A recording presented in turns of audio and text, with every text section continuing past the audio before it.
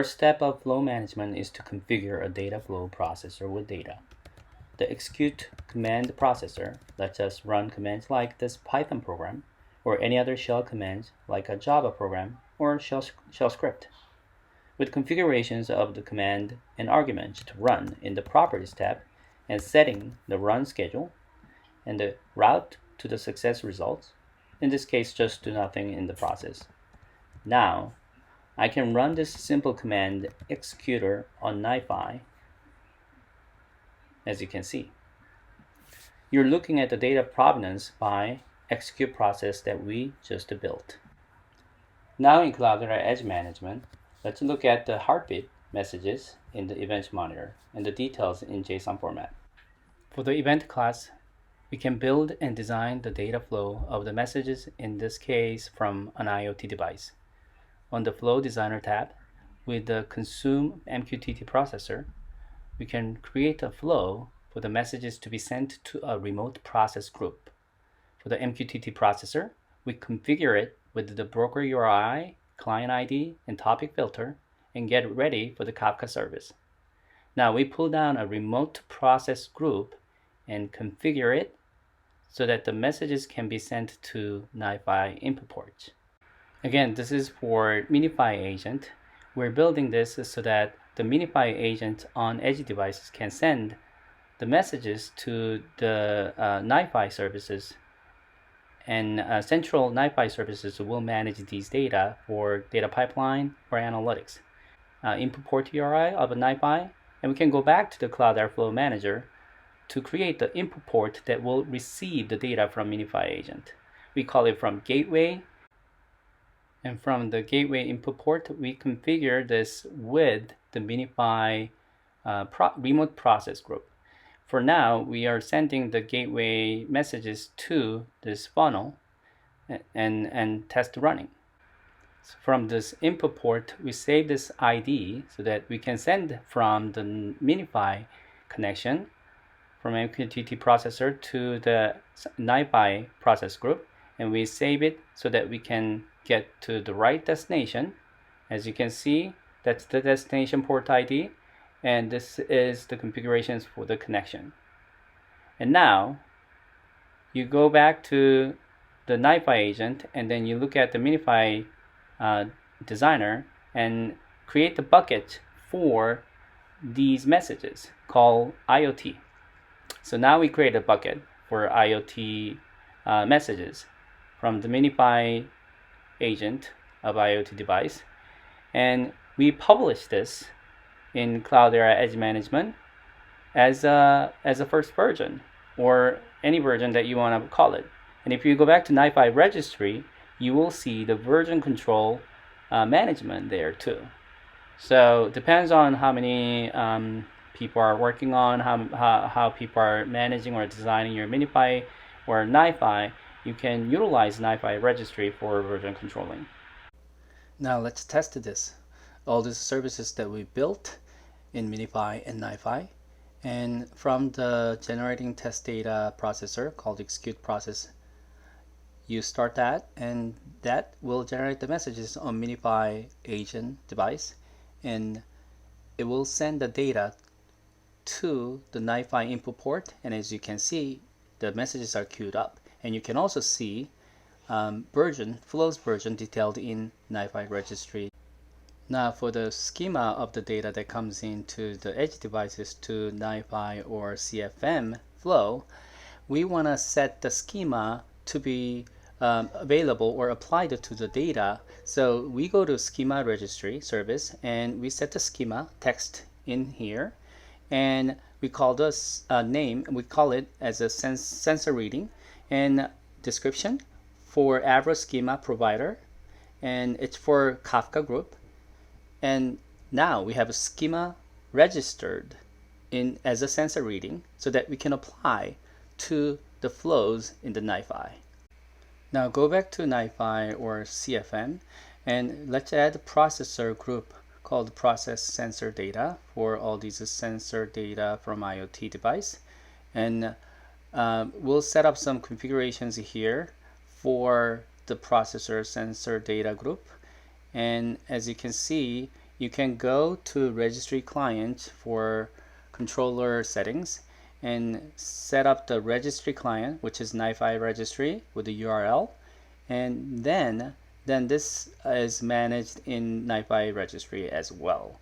So in NiFi registry, let's create something like this IoT data flow version for sensor data. Back to the settings and create a new bucket called the sensor flows. Let's go back to the processes sensor data group and go back to the controller services, configurations and controller services tab. And let's add a few services, controller services, and enable them. One of them is Hortonworks schema registry, which is predefined. And you should have that with our CFM, CEM packages.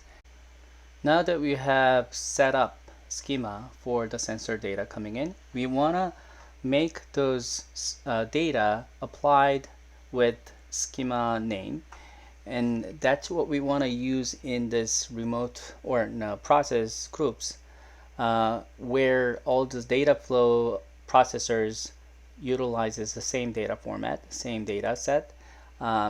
So we enable those controller services so that we can define in one place for a whole process group where all the processors are utilizing those data and those schema. And this is where you enable, well, add controller services and you enable them. So one of them is a Hortonworks schema registry, which is Cloudera schema registry that I just showed you. And this is just a predefined service like a JSON recorder set writer and JSON tree reader so that we can read those JSON data. And basically you're setting the properties to read the right format and from the right schema registry and which name of the schema is, and enable them, those services. And once you have those services enabled for the group, you're not seeing these processors or your services, controller services in the dashboard or in Canvas, but you will have those available within this Canvas for all the data processors. Now let's build the processor group for sensor data. From the input port to sensor data, we created the input port and then add update attribute processor so that we can set the schema name to the data that's coming through the input port. And as you can see here, we set the property name, user defined the property name for schema name, and we apply that schema name as a sensor reading. You connect those input port to the set schema name processor, which is update attribute processor, and we also create publish Kafka record processor here, and we want to connect that to from that messages that's coming in, apply the schema to it, and we want to publish these messages to Kafka topic called IoT. So in publish Kafka processor properties, you set the Kafka broker URI and topic name IoT, and we have some properties like a JSON tree reader or JSON records set writer that is predefined as a controller services we defined, and properties like attribute to send as a header. That's a schema that we want to send as a header, right? And that's it. We apply this to the processor, Kafka processor. Oh, also add the user property called client ID so that we can track them, manage them. In the registry, schema registry, and then in the NiFi registry, you all want to see and look at the version controls and how they are managed. And we connect that set schema name processor to publish to Kafka processor. We also funnel the failure messages to out, getting the sensor data from the edge devices, and says schema name or apply schema name from schema registry, and then send it to or publish to Kafka topic. So these are the processors that you can utilize, predefined already, for you to save a lot of time in coding. Now your processor group processes are flowing. So your data flow is being already running in your processor group, you want to now add or connect this from gateway or from edge device to this process sensor data group so that you can now test and process the schema name or add schema name and publish the Kafka topic. Now we want to register this flow in NiFi registry. So go back to the upper NiFi canvas and look at the processor sensor data group and go to the version control and save flow version so that it can be registered into NiFi registry. And we want to name it or tag it so that we can check in the NiFi registry. Start version control flow name as process sensor data, and we save it. And if you go and then put it in the bucket of sensor flows bucket that we created in NiFi registry. So let's go back to the NiFi registry and let's look at the bucket called sensor flows. And you have the version a few seconds ago submitted called process sensor data. So we version control the flows, but we also want to look at now all these messages and manage them in Streaming Message Manager. If you remember the processor that we created for publish to Kafka, we set the property name as client ID with NiFi sensor data, and this is the producer that we are seeing in SMM, and all the messages that's coming in with the topic to the topic, and that's all generated by those processors in NiFi we created. And now we can filter by the producer, and we can look at the IoT topic, and we can look at all these messages. So these messages are all visible and visualized in SMM. So you don't have to worry about like Kafka sending messages. Did I get that? Did I, what did I get? So all these are available in Cloudera SMM. But look at this data and look at this first line, and temperature is a 798 by sensor 0. And the business decision says, oh, this is not the right temperature. This must be something that's error message, like error message. So we want to filter that out. So that's why we want to go back and filter, create a filtering process in the Edge Management Designer. So let's create the designer to filter out those messages. Let's go get the JSON path, evaluate JSON path processor, and we want to name it so that we know what it is. Extract the sensor 0 and sensor 1 values if they are in a set of condition. So we want to add the property here, and we put the sensor 0 and sensor 1 as a property, and then we think, well, the business decision thinks that sensor 0 and sensor 1s are sending these weird temperatures sometimes, and that's not right. So we are monitoring those sensor 0 and sensor 1 messages in this Minify designer or Minify agent. Now we are adding the processor to filter it out, actually filter out the high temperature or more like error messages. It is user-defined properties. If it is error, if it is more than 500, then it is an error message, and that's what we're adding here as a property. And from that consume MQTT processor, we're sending it to another processor to extract sensor 0 and sensor 1 messages, because those may be those sensors that we may have to monitor. And we look at those messages from sensor 0 and sensor 1 to see if they're over 500, which are likely error messages. So we don't want to look at those, those false messages. So that's why we're setting this processor data flow in Minify. Now the connection is going back to the input port of NiFi, so that's why we're setting it up again, creating the filters for the messages, or even monitoring for sensor 0 and sensor 1. And we're publishing it to NiFi registry so that we know, okay, this is another version that we modified. Now we're executing the messages again for generating the test data, and we can start the processors to test this.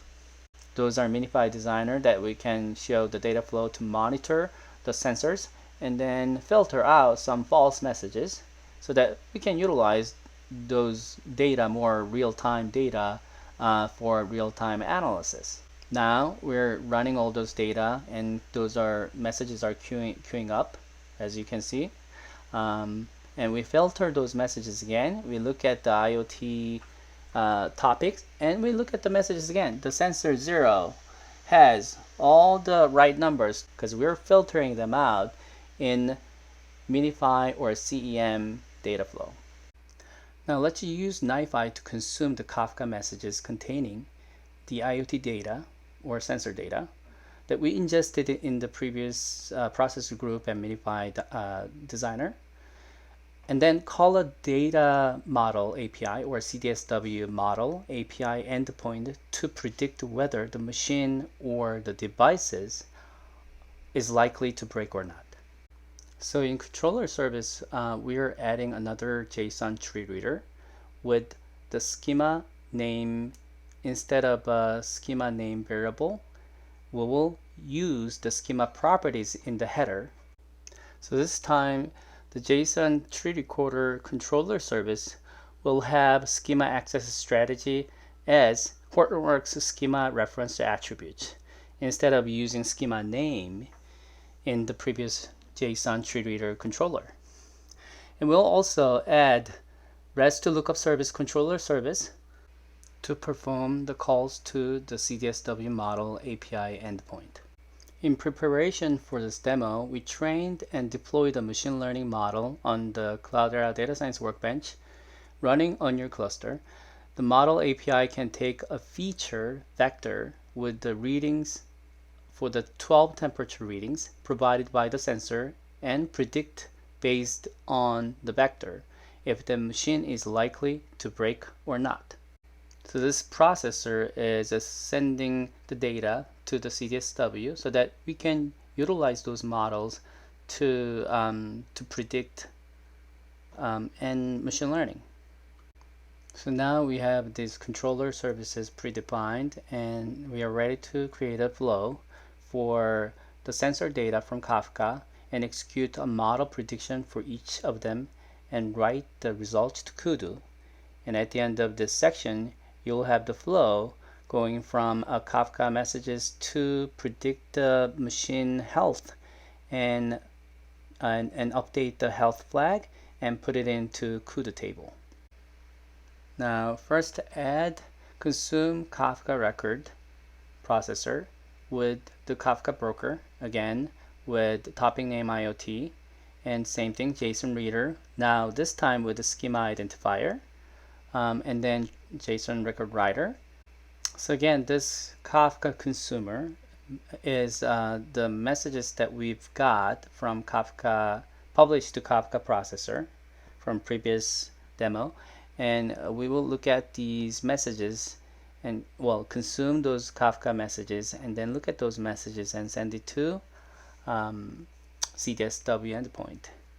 So notice those properties like schema.name, offset, reset, latest, and group ID, IoT sensor, consumer. Those are all for us to manage those Kafka messages, but also the JSON tree reader with the schema identifier this time. So now we have schema identifier dynamically with the schema, the data coming in from IoT devices, and updating those Kafka messages to schema, the right schema, and predict the machine health that is already built in, and update health flag and put it into kudu table. Now, what we need here is from CDSW model. We have this IoT prediction model already built in, and we need to get this access key from this model on CDSW and apply that to our data flow variable. And if you go right click on empty dashboard, empty canvas, and make the variable name, which is more like a functional variable, and that's a CDSW access key, and make that available to the processors here, and we test them, we connect them, and they are actually that key is actually used in the processor for the prediction model, and we are creating the table for to get ready to be able to receive those data from this NiFi flow and write it into kudu. So I'm looking at these messages and coming into each processor, and they're actually updating it. The last processor is actually updating the Impala table that it was just created in Hue. And if you look at the select statement, you already have 50 records, and it's still running, so it's going up. And as you can see, it's more than now more than 50, right? Definitely. And it's still adding up those messages. And now it is in tabular format. As you can see in this table, the sensor 0 to sensor 6, all the temperatures are recorded in here, and those are filtered messages actually, because we put it into Minify. Now go back to CDSW and look at the model. We have CDSW IoT experiment Python script already built in, and this is the favorite place for data scientists or data engineers who loves to build those data analytics in Python or R or Scala. So on CDSW, you have all these variables for num trees and max depth, and those are the variables that's needed for this analytic or more AI prediction model. This is a Python program that builds a model to predict machine failure. There is a data set available on HDFS with customer data, including a failure indicator field. And the variables num trees and max depth, those are random forest algorithm parameters, and those are more defined for random forest machine learning algorithms, and you can get more information for random forest. And you can look at this code to take a look at how this is building the prediction and examine and run experiments with it. And once those experiments are run, you can predict the model and which model has the best results. And with that result, we can deploy those model, and we deploy those model for you to test and apply your feature set to predict machine's health. So if it is a result 1, it's good health. If it is result 0, it's bad health.